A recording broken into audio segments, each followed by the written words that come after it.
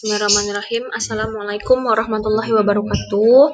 Saya perwakilan dari kelompok 2 ingin mempresentasikan hasil kerja kelompok kami dengan tema ergonomi. Sebelum masuk ke materi, saya akan memperkenalkan diri dan juga teman-teman saya. Di kelompok 2 itu ada Ilham, ada saya, Nurul, ada Rian, ada Rizky, dan ada Sayid. Ya, tidak usah berlama-lama, langsung saja kita masuk ke penjelasan materi yang pertama. Assalamualaikum warahmatullahi wabarakatuh. Perkenalkan, nama saya Rian Alfarizi, NPM 2017 4350 1859. Kali ini saya ingin menjelaskan tentang pengertian umum ergonomi dan juga pengertian ergonomi menurut para ahli. Yang pertama, pengertian umum ergonomi. Secara etimologi, ergonomi ini berasal dari bahasa Yunani, yakni dari kata ergon yang artinya adalah kerja, dan nomo yang artinya adalah peraturan atau hukum. Yang secara terminologi, pengertian ergonomi merupakan suatu peraturan mengenai bagaimana melakukan kerja termasuk sikap kerja. Pengertian secara umum, pengertian ergonomi merupakan suatu ilmu yang mempelajari sifat, kemampuan, serta juga keterbatasan manusia untuk dapat merancang suatu sistem kerja, sehingga orang tersebut bisa hidup serta juga bekerja pada suatu sistem dengan baik, dan juga mencapai tujuan yang diinginkan dan secara efektif, aman, serta nyaman. Lalu yang kedua, pengertian ergonomi menurut para ahli. Menurut The International Ergonomic Association, pengertian ergonomi merupakan suatu disiplin ilmiah yang urgent untuk diperhatikan.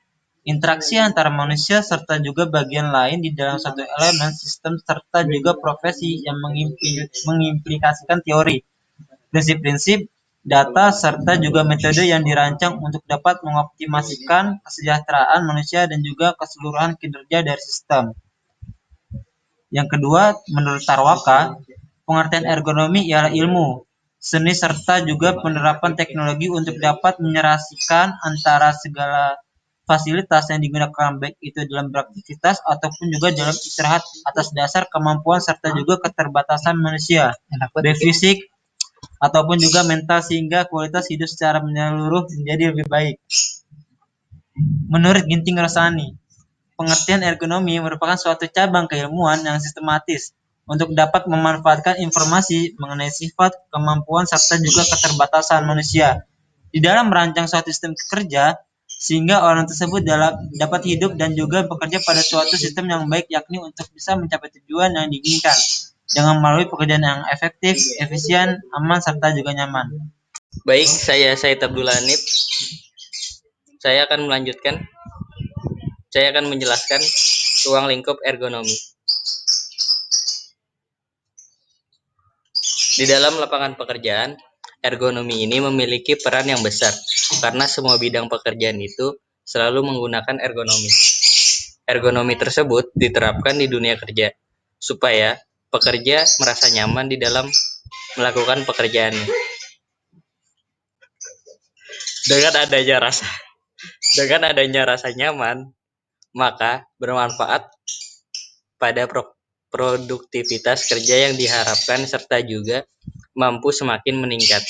Dengan secara garis besar, ergonomi dalam dunia kerja ini memperhatikan hal-hal diantaranya, yaitu bagaimana orang mengerjakan pekerjaannya, bagaimana posisi serta juga gerakan tubuh yang digunakan saat bekerja, maupun peralatan yang mereka gunakan. Apa dampak atau efek yang ditimbulkan dari faktor di atas bagi kesehatan serta kenyamanan pekerjaan.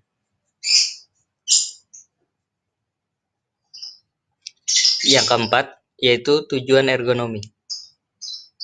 Tujuan ergonomi secara umum yang dikemukakan oleh Tarwaka dan kawan-kawannya diantaranya adalah yang pertama, untuk dapat meningkatkan kesejahteraan fisik serta mental dengan cara pencegahan cedera dan juga penyakit akibat kerja, menurunkan beban kerja fisik serta mental, dan juga mengupayakan promosi dan kepuasan kerja. Yang kedua, untuk dapat meningkatkan kesejahteraan sosial dengan melalui peningkatan kualitas kontak sosial, mengelola, serta juga mengkoordinir dengan secara tepat dan juga meningkatkan jaminan sosial selama kurun waktu usia produktif ataupun setelah produktif. Yang terakhir, untuk dapat menciptakan keseimbangan rasional diantaranya berbagai macam aspek seperti misalnya aspek-aspek ekonomi, aspek teknis, antropologis, serta juga budaya tiap-tiap sistem kerja yang dilakukan sehingga terciptanya kualitas kerja dan juga kualitas hidup yang tinggi. Di sini saya Ilham dengan NPM 2017 ingin melanjutkan ergonomi dari kelompok 2, yaitu di mana saya akan menjelaskan materi tentang manfaat ergonominya. Manfaat ergonomi. Pada dasarnya, ergonomi ini memiliki manfaat diantaranya untuk pekerjaan supaya dapat cepat selesai, memiliki risiko kecelakaan lebih sedikit, memiliki waktu yang efisien, risiko penyakit akibat kerja kecil, serta juga yang lainnya. Di bawah ini merupakan beberapa manfaat yang diperoleh dari ergonomi, diantaranya sebagai berikut. Ada kerja meningkat, seperti kecepatan, ketetapan, keselamatan, serta mengurangi energi saat bekerja.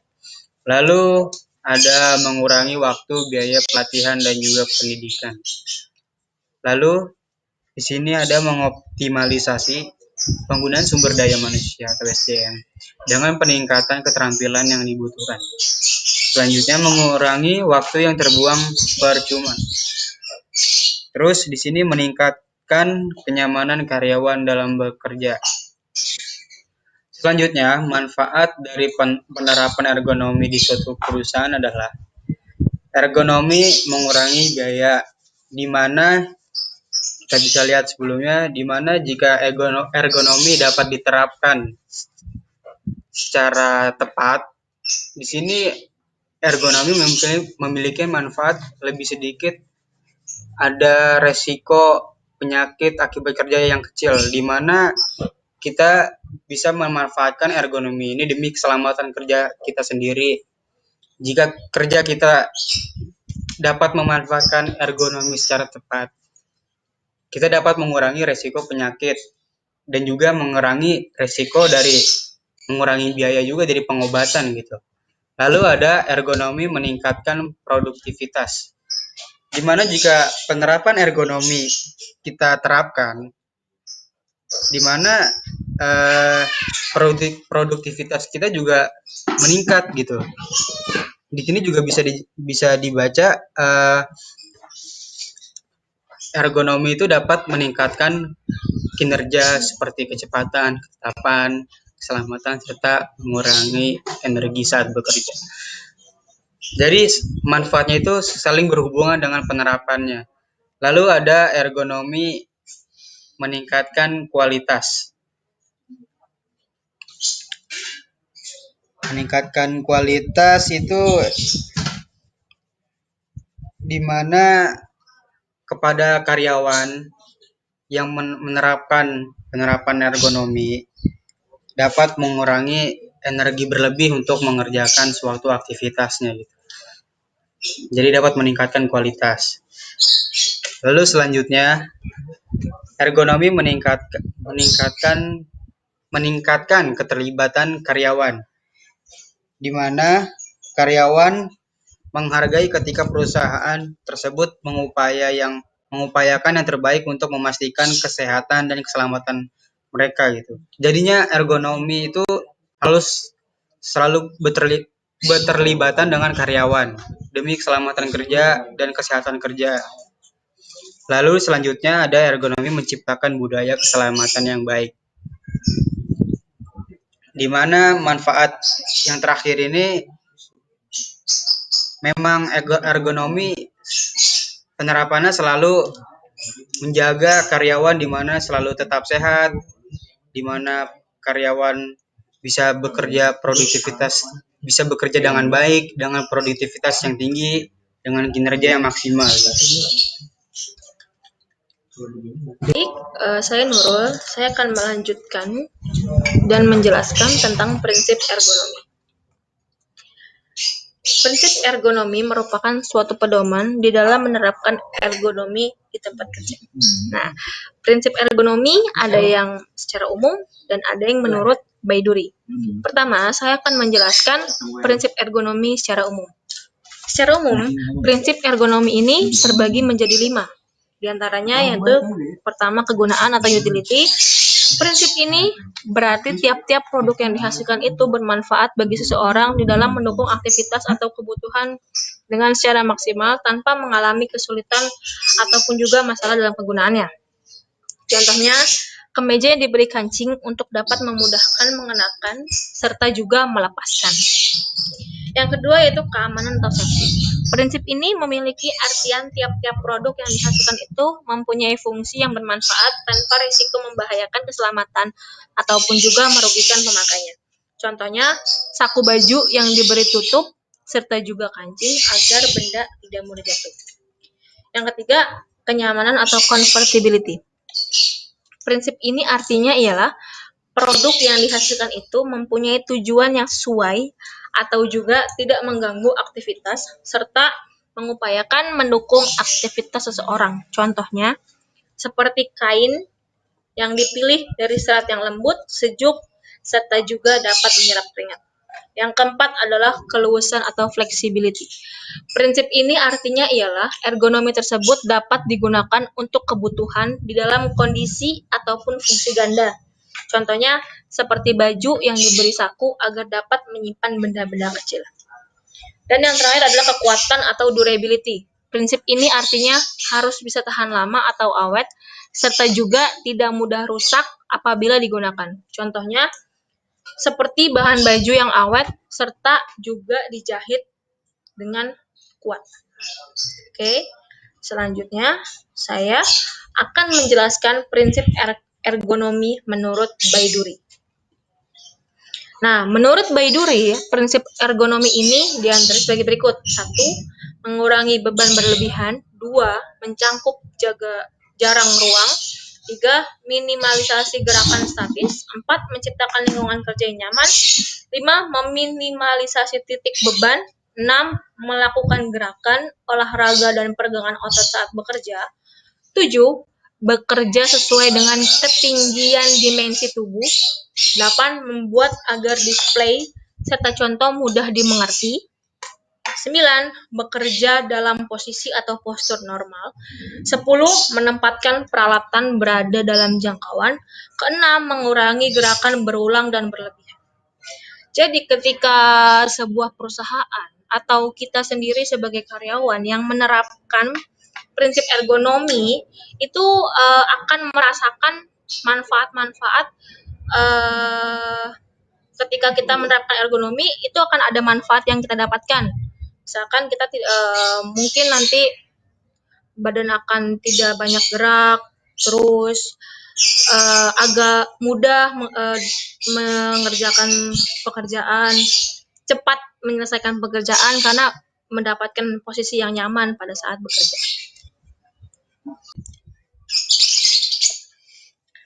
Baik, saya Rizky Riansa. Saya akan melanjutkan presentasi bagian ke-7 yaitu macam-macam ergonomi. Macam-macam ergonomi yaitu ergonomi fisik.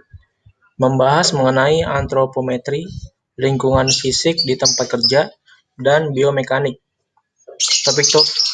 Topik-topik yang relevan dalam ergonomi fisik antara lain posisi tubuh, yaitu duduk, berdiri, posisi tubuh saat mengangkat dan menjinjing beban. Di samping dalam mengangkat panduan mengangkat, yang pertama pegang erat beban angkat, menyesuaikan bebannya. Yang kedua, tinggi beban tidak melebihi garis mata sejajar agar meringankan beban. Yang ketiga, gunakan kaki untuk menahan. Yang keempat, meminta bantuan untuk beban yang sangat berat. Di samping yaitu tata cara bekerja yang benar dan yang salah.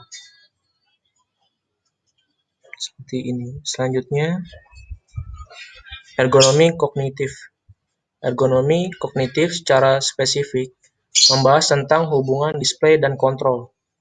Topik-topik yang relevan dalam ergonomi kognitif antara lain beban kerja, pengambilan keputusan, dan stres kerja.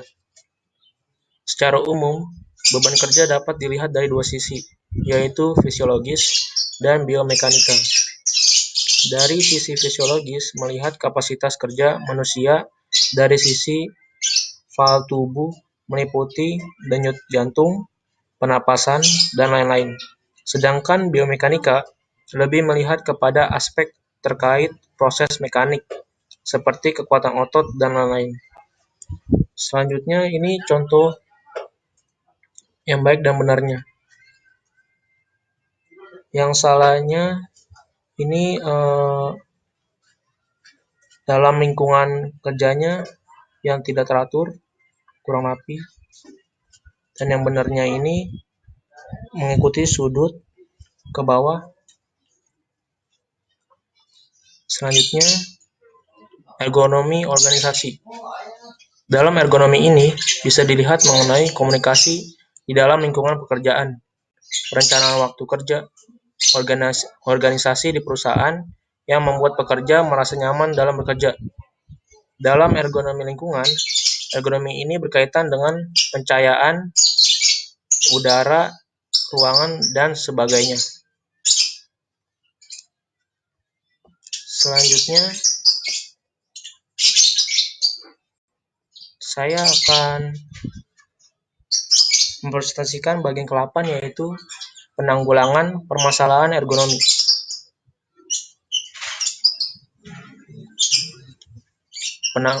Penanggulangan permasalahan ergonomi. Ergonomi dapat dilaksanakan dengan prinsip pemecahan masalah. Tahap awal adalah identifikasi masalah yang sedang dihadapi. Hal ini dapat dilakukan dengan mengumpulkan sebanyak mungkin informasi. Langkah selanjutnya adalah menentukan prioritas masalah. Masalah yang paling mencolok harus ditangani lebih dahulu. Setelah analisis dikerjakan, maka satu atau dua alternatif intervensi harus diusulkan. Pada pengenalan atau rekognisi, ada 3 hal yang harus diperhatikan. Ketiganya berinteraksi dalam penerapan organisasi dengan fokus utama pada sumber daya manusia, yaitu yang pertama, kesehatan mental dan fisik harus diperhatikan untuk diperbaiki sehingga didapatkan tenaga kerja yang sehat fisik, rohani, dan sosial yang memungkinkan mereka hidup produktif baik secara sosial maupun ekonomi. Yang kedua, kemampuan jasmani dapat diketahui dengan melakukan pemeriksaan antropometri, lingkungan gerak sendi, dan kekuatan otot. Yang terakhir, yang ketiga, yaitu lingkungan tempat kerja. Ya, baik. Tadi Rizky sudah menjelaskan tentang macam-macam ergonomi dan juga penanggulangan permasalahan ergonomi. Baik, selanjutnya, apakah ada yang bertanya? Jika ada yang ingin bertanya, silahkan drop pertanyaan kalian di grup WhatsApp Komputer Masyarakat. Nanti kelompok kami akan menjawabnya. Oke? Baiklah, terima kasih presentasi dari kelompok kami. Kurang lebihnya mohon maaf. Wabillahi taufik wal hidayah. Wassalamualaikum warahmatullahi wabarakatuh.